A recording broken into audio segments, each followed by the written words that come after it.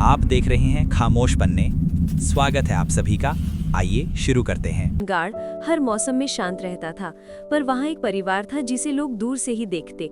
धीरपाल का परिवार, जिसमें 7 बेटे और एक सबसे छोटी बेटी नैना थी। नैना सबकी दुलारी थी। उसकी मुस्कान से घर में उजाला भर जाता। पर एक बात सभी को परेशान करती थी। नैना को बचपन से ही अजीब सपने आते थे। वो रात को अचानक उठ बैठती, किसी अनदेखी चीज को देखकर कांप जाती और कई बार तो घर से बाहर भाग जाती थी। एक रात नैना फिर चीखती हुई जागी। उसने कहा, दीदी, कोई मुझे बुला रहा है जंगल से। कोई छाया कह रही है कि मैं उसकी हूँ। भाइयों ने सोचा वो बस डर रही है, पर अगले दिन गांव की एक बूढ़ी औरत आई और बोली, मैंने रात को तुम्हारी बेटी को देखा। वो जंगल की उसी दिशा में जा रही थी जहां बरसों पहले काला बाग वाली घटना हुई थी।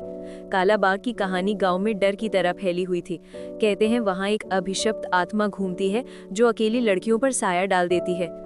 भाइयों को लगा कि कोई बुरी आत्मा नैना को अपने कब्जे में ले रही है। वे डरने लगे कि शायद किसी अनहोनी से पहले उन्हें कुछ करना होगा। धीरे धीरे नैना का व्यवहार बदलने लगा। वो शांत रहने लगी, कभी कभी खाली हवा से बात करती और कई बार अपनी माँ के गले लगकर रोने लगती, मुझे बचा लो, मुझे ले जाने आए हैं। एक दिन गांव के पुजारी ने भाइयों को बुलाया और कड़े शब्दों में कहा, अगर ये बुरी आत्मा इसके शरीर में पूरी तरह बस गई तो ये तुम्हारे पूरे परिवार को बर्बाद कर देगी। किसी एक को बचाने के लिए कभी कभी पूरे परिवार की रक्षा करनी पड़ती है। इन शब्दों ने भाइयों के मन में भय, भ्रम और शक भर दिया।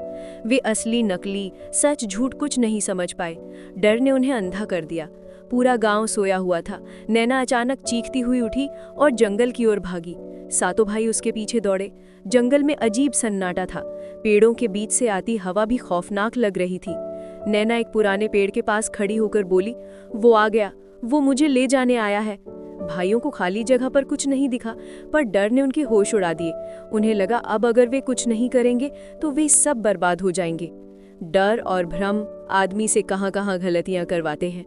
भाइयों ने वही भयानक कदम उठा लिया जिसकी उन्होंने कभी कल्पना भी नहीं की थी। उन्होंने सोचा, अगर आत्मा को शरीर नहीं मिलेगा तो अभिशाप भी खत्म हो जाएगा। उनका ये फैसला डर में लिया गया, ना कि नफरत में। अगली सुबह गांव में खबर फैल गई। पुलिस आई, जांच हुई।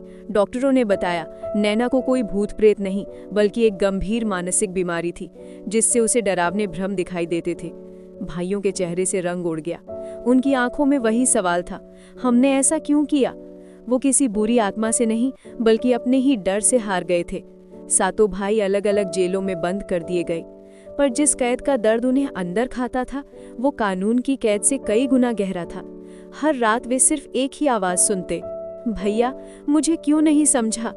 और यही सच्चा डर था जो जिंदगी भर उनका पीछा करता रहा।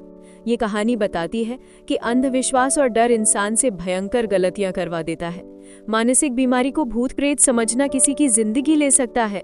सच का सामना करना मुश्किल होता है, लेकिन असत्य पर विश्वास और भी खतरनाक।